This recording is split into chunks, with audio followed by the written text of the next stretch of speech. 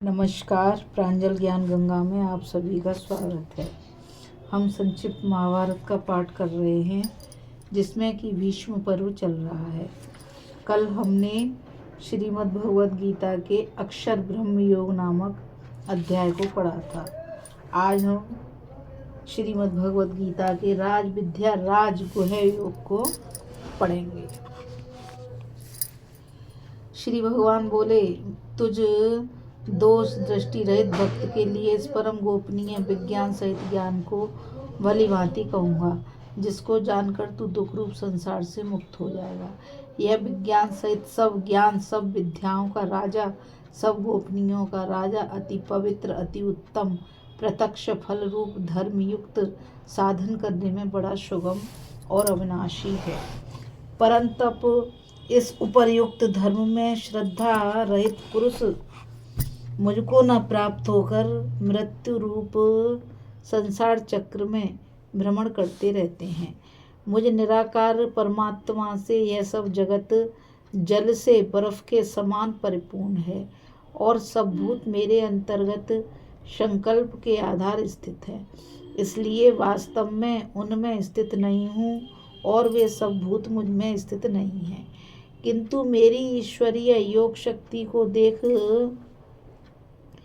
कि भूतों का धारण पोषण करने वाला और भूतों को उत्पन्न करने वाला भी मेरा आत्मा वास्तव में भूतों में स्थित नहीं है। जैसे आकाश से उत्पन्न सर्वत्र विचरने वाला महान वायु सदा आकाश में ही स्थित है, वैसे ही मेरे संकल्प द्वारा उत्पन्न होने से संपूर्ण भूत मुझ में स्थित है।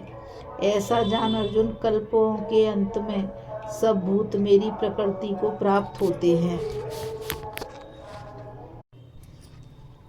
और कल्पों के आदि में उनको मैं फिर रचता हूँ।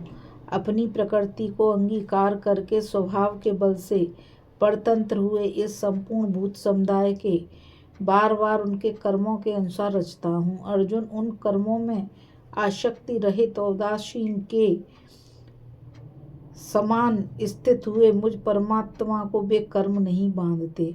अर्जुन, मुझ अधिष्ठाता के सकाश से प्रकृति चराचर सहित सर्व जगत को रचती है और इस हेतु से ही वह संसार चक्र घूम रहा है।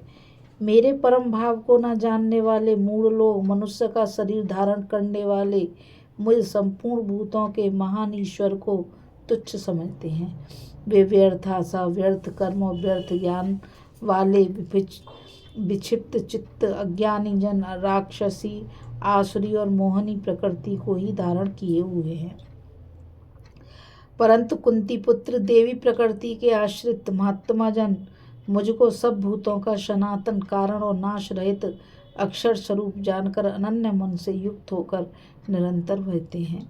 वे दृढ़ निश्चय वाले भक्तजन निरंतर मेरे नाम और गुणों का कीर्तन करते हुए तथा मेरी प्राप्ति के लिए यत्न करते हुए और मुझको बारंबार प्रणाम करते हुए सदा मेरे ध्यान में युक्त होकर अनन्य प्रेम से मेरी उपासना करते हैं। दूसरे योगी जन मुझ निर्गुण निराकार ब्रह्म का ज्ञान यज्ञ के द्वारा अभिन्न भाव से पूजन करते हुए मेरी उपासना करते हैं और दूसरे मनुष्य भी देवताओं के रूप में स्थित मुझको भिन्न भिन्न समझकर नाना प्रकार से मुझ विराट स्वरूप परमेश्वर की उपासना करते हैं। क्रतु में मैं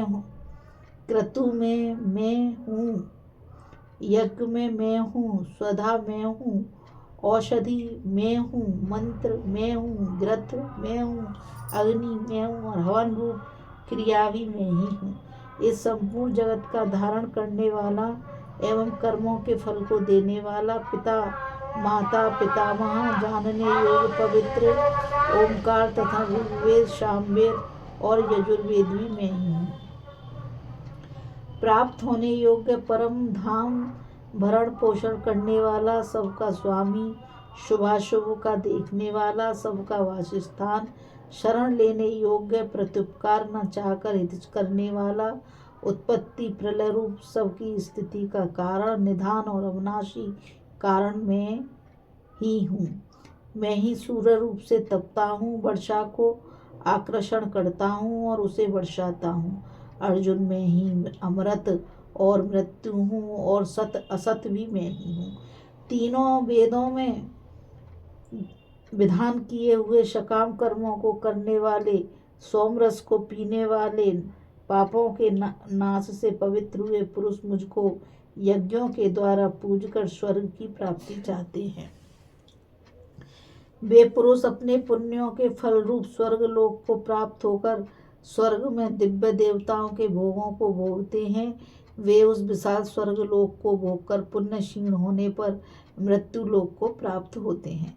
इस प्रकार स्वर्ग के साधन रूप तीनों वेदों में कहे हुए सकाम कर्म का आश्रय लेने वाले और भोगों की कामना वाले पुरुष बार बार आवागमन को प्राप्त होते हैं। जो अनन्य प्रेमी भक्तजन मुझ परमेश्वर को निरंतर चिंतन करते हुए निष्काम भाव से भजते हैं, उन नित्य निरंतर मेरा चिंतन करने वाले पुरुषों का योग स्वयं में स्वयं प्राप्त कर देता हूँ।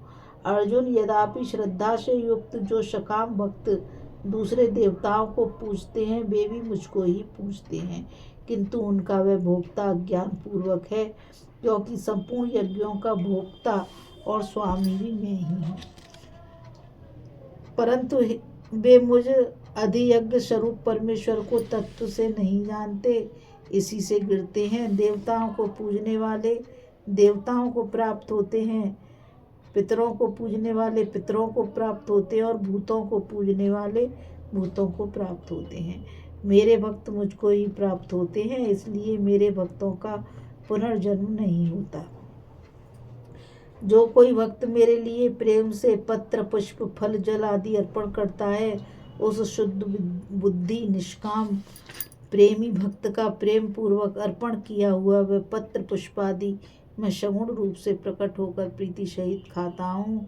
अर्जुन, तू जो कर्म करता है, जो खाता है, जो हवन करता है, जो दान करता है और जो तप करता है, वह सब मेरे अर्पण कर। इस प्रकार जिसमें समस्त कर्म मुझ भगवान के अर्पण होते हैं, ऐसे संन्यास योग से युक्त चित्त वाला तू शुभाशुभ फल रूप कर्म बंधन से मुक्त हो जाएगा और उनसे मुक्त होकर मुझको ही प्राप्त होगा।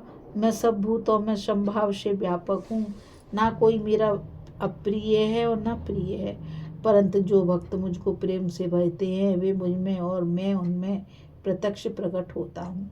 यदि कोई अतिशय दुराचारी भी अनन्य भाव से मेरा भक्त होकर मुझको भजता है, तो वह साधु ही मानने योग्य है, क्योंकि वह यथार्थ निश्चय वाला है। वह शीघ्र ही परमात्मा को प्राप्त होता है और धर्मात्मा हो जाता है और सदा रहने वाली परम शांति को प्राप्त होता है। अर्जुन, तू निश्चय पूर्वक सत्य जान कि मेरा भक्त नष्ट नहीं होता। अर्जुन स्त्री वैश्य शूद्र तथा पाप योनि चांडाल आदि जो कोई भी हो, वह भी मेरे शरण होकर परम गति को ही प्राप्त होता है। फिर इसमें तो कहना ही क्या है, जो पुण्यशील ब्राह्मण तथा राजर्षि भक्तजन परम गति को प्राप्त होते हैं। इसलिए तो सुख रहित और क्षण भंगुर इस मनुष्य शरीर को प्राप्त होकर निरंतर मेरा ही भजन कर। मुझ में मन वाला हो, मेरा भक्त बन, मेरा पूजन करने वाला हो, मुझको प्रणाम कर।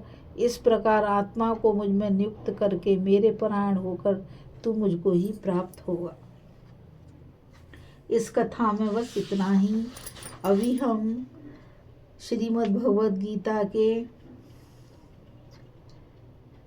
9वां अध्याय राज विद्या राजगुह योग को पढ़ रहे थे।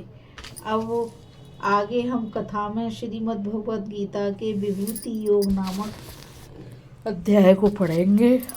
अब मुझ गीता रावत को आज्ञा दीजिए। कल फिर मिलेंगे एक नई कथा के साथ। और मैं आप सभी से यही कहना चाहूँगी कि इस चैनल को ज़्यादा से ज़्यादा लाइक, शेयर और सब्सक्राइब कीजिए, ताकि ये अमूल्य ज्ञान अधिक से अधिक लोगों तक पहुँच सके। राधे राधे, जय श्री कृष्ण, नमस्कार।